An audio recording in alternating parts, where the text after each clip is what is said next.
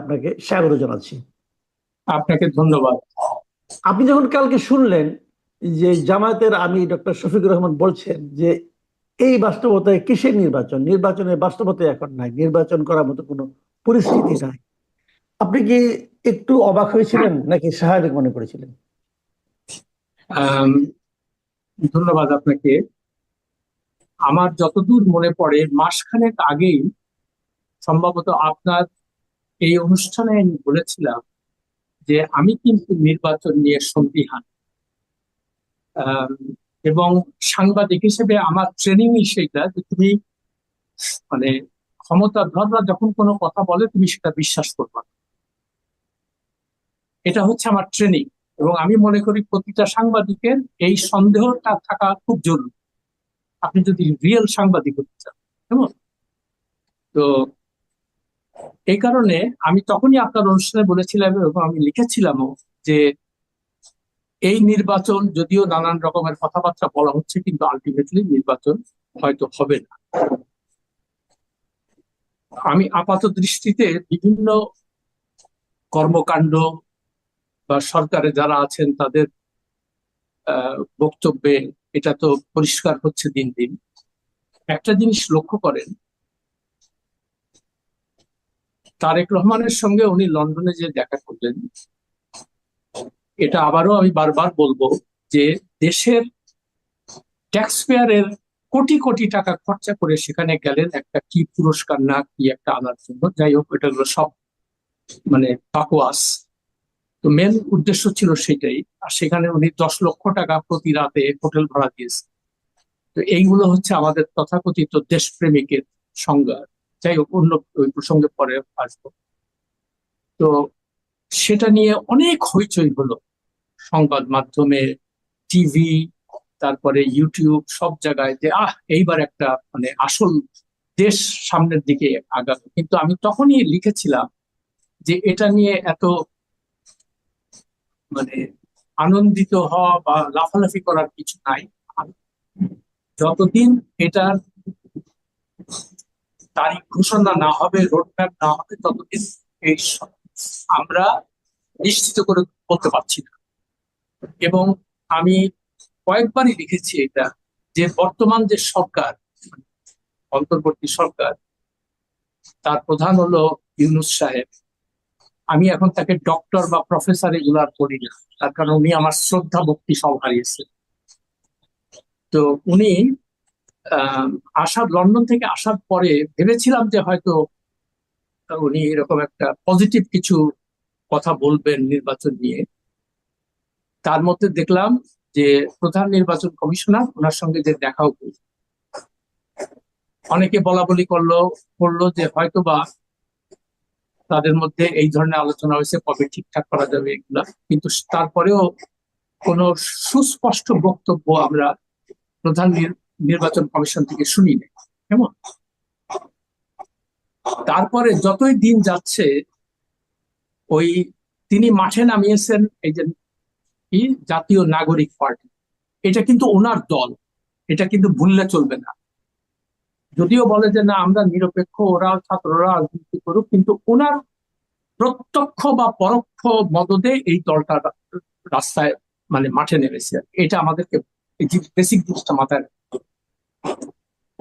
এবং ওদেরকে দিয়েই বিভিন্ন বক্তব্য দেওয়া হচ্ছে। এখন বলছে যে ওরা কি বলছে, আমরা এক স্বৈরাচারকে বিদায় করে আর এক স্বৈরাচার ক্ষমতার পরিবর্তনের জন্য আমরা এই আন্দোলন করি। ভালো কথা, আমরা কেউ চাই না।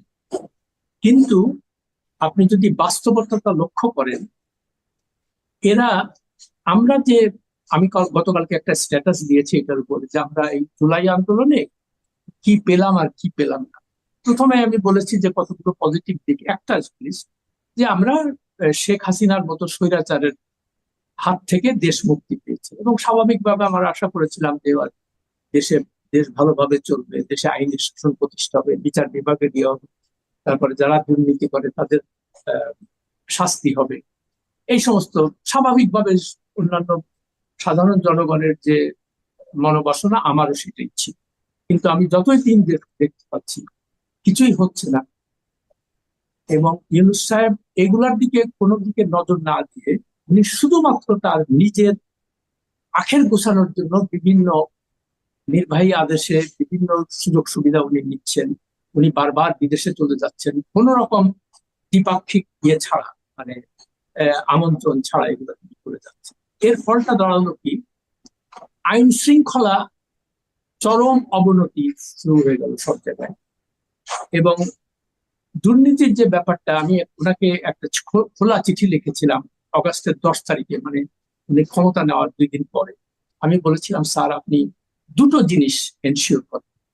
একটা হলো দুর্নীতিকে আপনি মানে যে কোনো ভাবে এটাকে দমন করার চেষ্টা করেন, এবং 2 নাম্বার, আপনি আইনের শাসনটা প্রতিষ্ঠা করার চেষ্টা করেন, আইনকে তার নিজস্ব গতিতে চলতে দেন, সঙ্গে সঙ্গে সঙ্গে বিচার বিভাগের স্বাধীনতা নিশ্চিত করেন, যাতে কেউ কোনো ব্যক্তি অর্থ বা ক্ষমতা বলে বিচার বিভাগকে প্রভাবিত না করে, বিচারকে যেন প্রভাবিত না করতে পারে। এটাই আমাদেরকে চাওয়া থেকে বড়। আমি তারপরে বললাম যে স্যার, এই দেশে তো ক্ষমতাধর যারা তারাই দুর্নীতির মধ্যে বেশি জড়ায়, কেমন তারাই দুর্নীতি করে। ফলে আপনার প্রথম কাজ হবে, যেহেতু আপনি একজন সৎ মানুষ হিসেবে পরিচিত, আপনি আপনার নিজের অ্যাসেট ডিক্লেয়ার করুন। ডিক্লেয়ার করার ফলে হবে কি, তখন মানুষের মনে হবে যে না, এই একটা ভালো লোক আসছে। আর আপনার পরে যারা ক্ষমতায় আসবে তারাও একটা অব্লিগেশনে থাকবে যে আমাদেরও এই অ্যাসেট ডিক্লেয়ার করতে হবে। তখন হয়তো দুর্নীতিটার লাগামটা লাগাবে।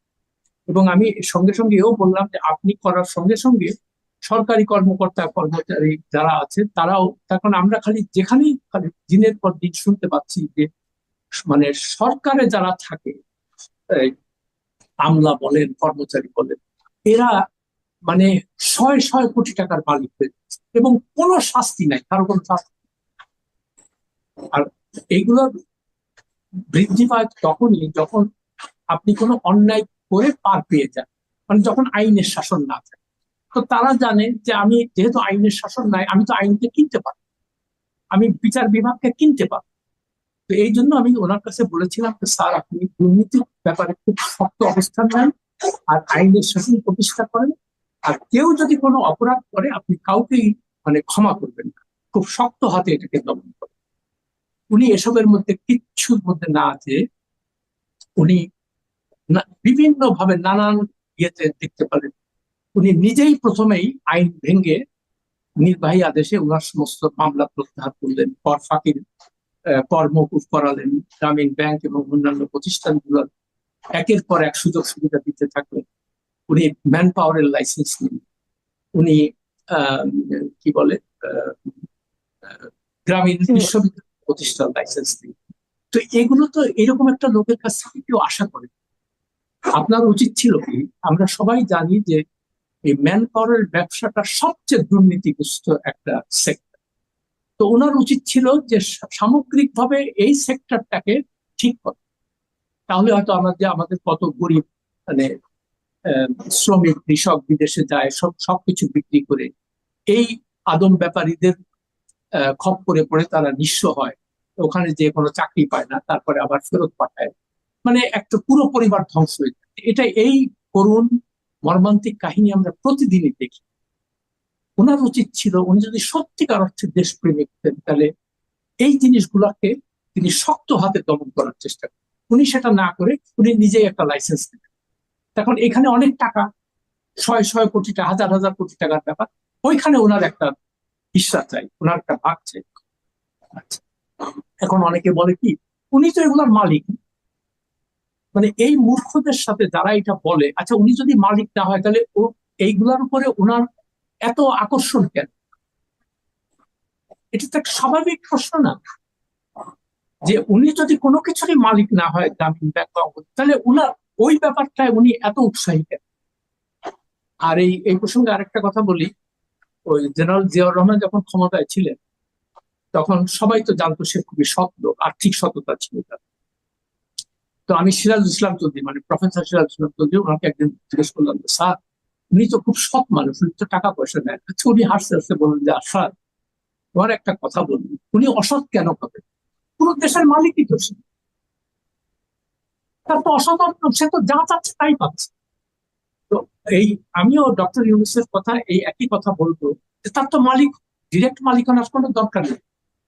উনি যা চাচ্ছেন সবকিছুই পাবেন। হ্যাঁ, উনি এখন প্রাডো গাড়িতে ঘোরেন, তারপরে গুলশানে থাকে। উনি তো এলিট ক্লাসের সদস্য হয়ে গেছে।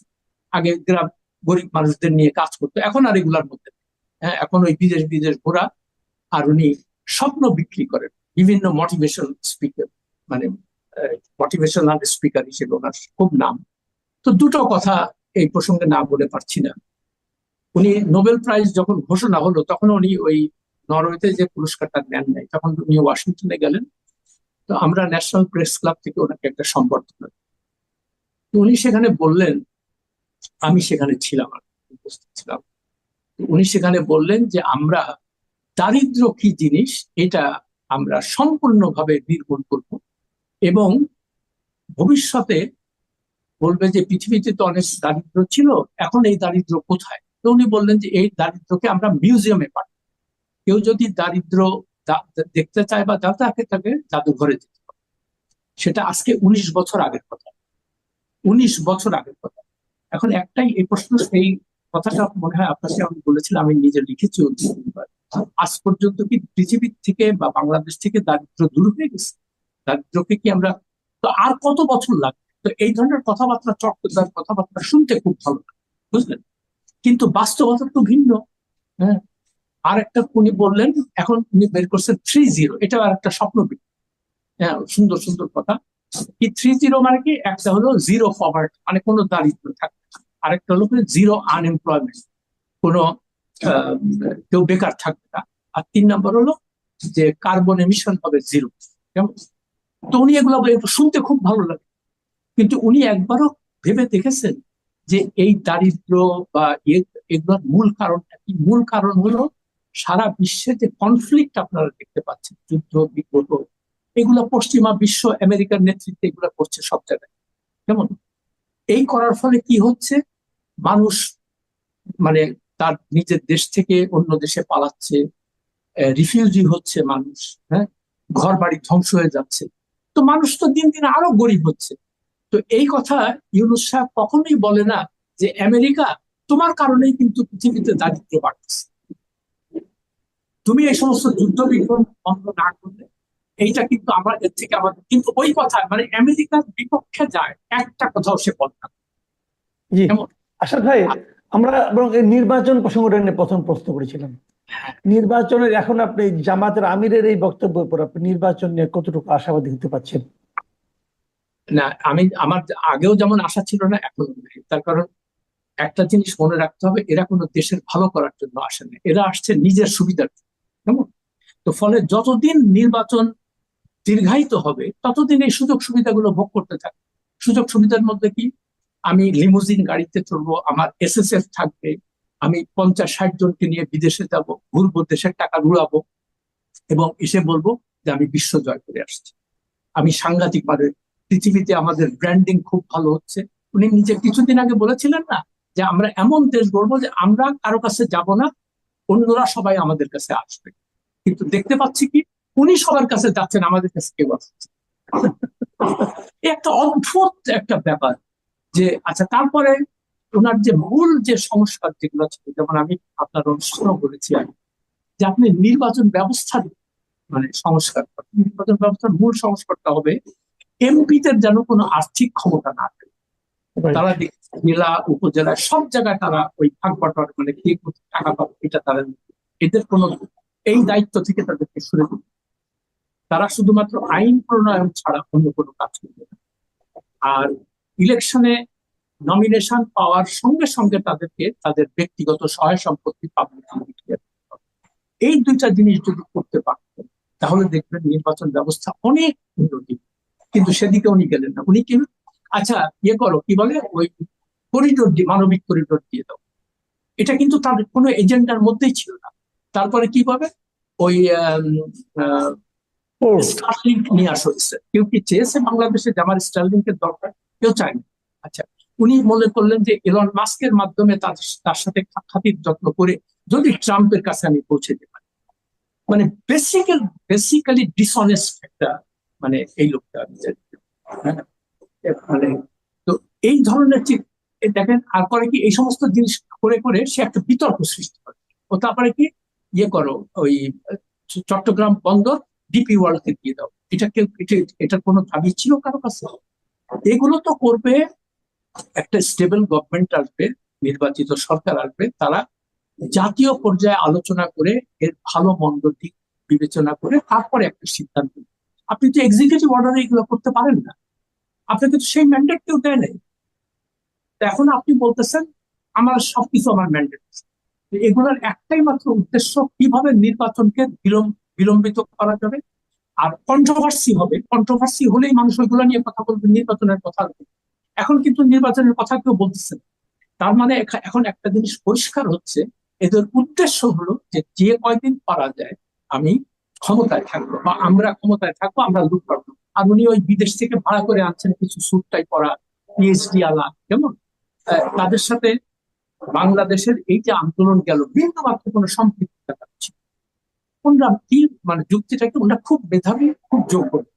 তো ভাই, 11 মাসে ওনারা এই মেধা যোগ্যতা দিয়ে কি কাজটা করছে আমাদেরকে জানা, আমরা তো জানি না কিছু। বলতেছে এগুলো আপনারা বুঝবেন না। তা হ্যাঁ, আমরা তো অশিক্ষিত মানুষ, আমাদের তো এত জ্ঞান পরিমাণ নাই, আমাদের লেখাপড়া নাই, আমরা কেমন করি? আমরা বিদেশ টিদেশের কাছে বা বিদেশ মানে আমাদের সাংঘাতিক ব্যাপার।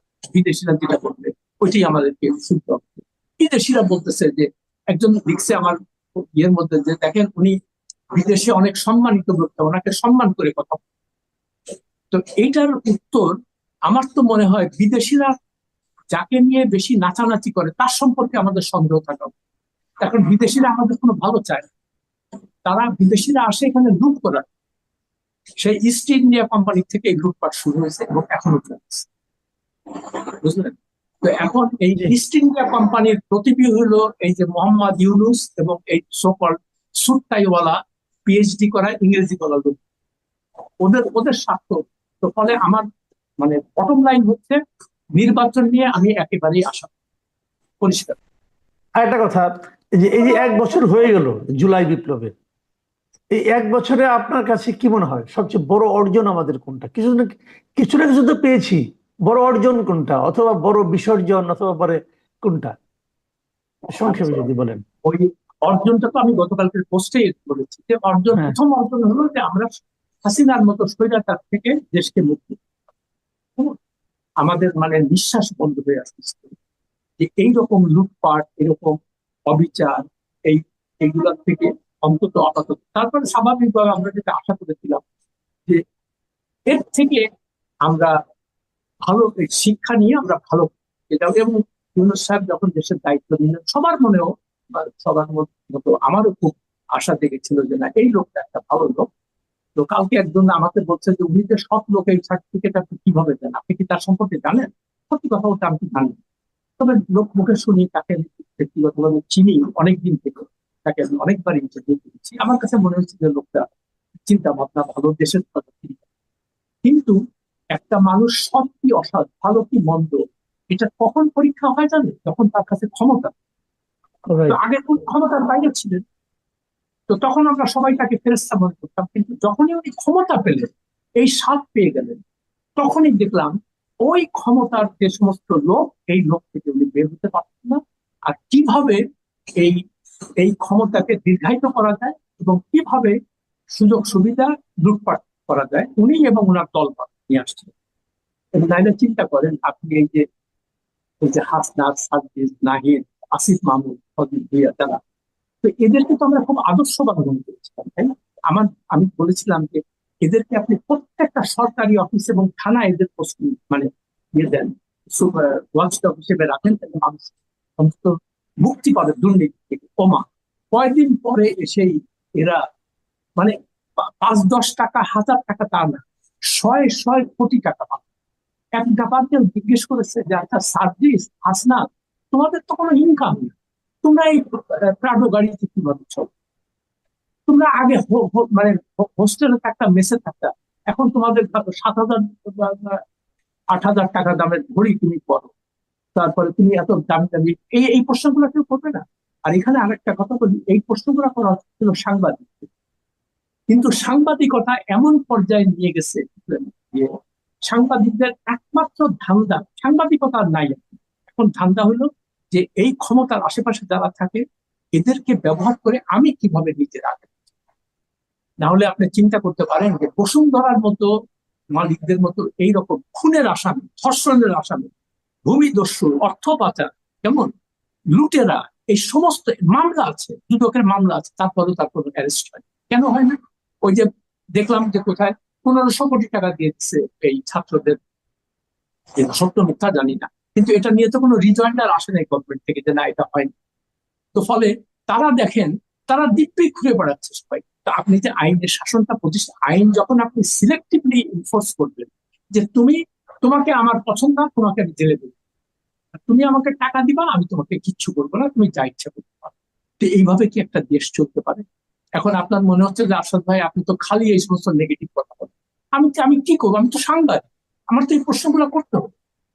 তো এখন উনি এসে দেখেন সাংবাদিকদের আরেকটা স্বপ্ননাথ উনি করলেন। অন্যান্য মানে দুর্বৃত্ত রাজনৈতিক দল যেমন এরশাদ, খালেদা জিয়া, হাসিনা, এরা এসে ওই সাংবাদিকদের তথাকথিত এই সাংবাদিক নাম ধরে দুর্বৃত্ত বলি আমি, এদেরকে দলে নেয়, নিয়ে বলে আচ্ছা তোমার প্রেস মিনিস্টার বানাবো, তোমার প্রেস সেক্রেটারি বানাবো, তোমাকে পোস্টিং দিব বাইরে, তোমাকে ফ্ল্যাট দিব। হ্যাঁ, তো ফলে আমরা তো সবাই খুব একটা মানে নিম্ন মধ্যবিত্ত মধ্যবিত্ত, আমাদের তো আশা আকাঙ্ক্ষা থাকে যে আমরা একটু ভালো থাকি। ওরা দেখে যাবে এ তো মহা সাংঘাতিক ব্যাপার, এগুলো আসলে কি ক্ষমতার কাছাকাছি ওদেরকে তোষামত করলেই। তো আমি বলেছিলাম যে স্যার, আমি একটা লেখার মধ্যে লিখেছি, স্যার আপনি এই কাজটা করেন না, আপনি সাংবাদিকদের সাংবাদিকতা করতে দেন, এটা করবেন না। কিন্তু উনি এসে অমুক তুমি ওয়াশিংটন যাও, তুমি লন্ডন যাও, তুমি দিল্লি যাও, তুমি প্রেস সেক্রেটারি হও, এবং যত সব আর ওই উনি পদবি দিয়ে দেন সিনিয়র সেক্রেটারি, তারপরে কি বলে আহ, আহ, প্রতিমন্ত্রীর পদমর্যাদা। আর এগুলা দিলে হয় কি, এরা কিন্তু এই আইনগুলো নিজেরা, তুমি বিজনেস ক্লাস ট্রাভেল, তুমি 5 স্টার হোটেলে থাকতে পারবা, তুমি প্রতিদিন টিএ দিয়ে পাবা $100 কেমন। তো এগুলো তো ওনার বাপের পয়সা না। তো উনি যে অ্যাপয়েন্টমেন্ট গুলো দেন, যেমন এগুলো এগুলো তো একটা অনৈতিক কাজ। জি। আর আমরা ভাই এত বড় লোক কোথা থেকে হইলাম যে আমরা বিজনেস ক্লাসে ট্রাভেল করতে হবে? আমরা কারা? আর এই যে ফকিন্ডির বাচ্চাগুলা, মানে স্যুট টাইপ পরা ইংরেজিওয়ালা, এরা কি নিজের পয়সায় কোনোদিন বিজনেস ক্লাস ট্রাভেল করে? কোনো 5 স্টার হোটেলে থাকে? এই যখনই এই মানে এই গরিব জনগণের তথাকথিত সেবার নাম করে আসে, এসে এই সমস্ত লুটপাট শুরু করে। তো এইভাবে কি একটা দেশ চলতে পারে বলুন? জি, অনেক ধন্যবাদ। অনেক ধন্যবাদ জনাব আসাদ মাহমুদ। আপনি আপনার ক্ষোভের কথা বললেন, এবং আমরা তো আসলে আশাবাদী হতে চাই, কিন্তু কিভাবে আশাবাদী হব এটা বুঝতে পারছি না। আপনার কাছ থেকেও কোনো মানে আশার কোনো কথা শুনতে পেলাম না। কিন্তু যদি না থাকে আপনি এবার বলবেন কিভাবে। প্রিয় দর্শক, আপনারা শুনলেন জনাব আরশাদ মাহমুদের বিশ্লেষণ নির্বাচন নিয়ে, এবং বর্তমানে যারা দায়িত্বে আছেন, ক্ষমতায় আছেন, তাদের বিভিন্ন আচার আচরণ যেগুলো ওনার কাছে খারাপ লেগেছে সেগুলো নিয়ে। আপনাদের কেমন লাগলো আমাদের লিখে জানাবেন। এখন এ পর্যন্তই। আল্লাহ হাফিজ।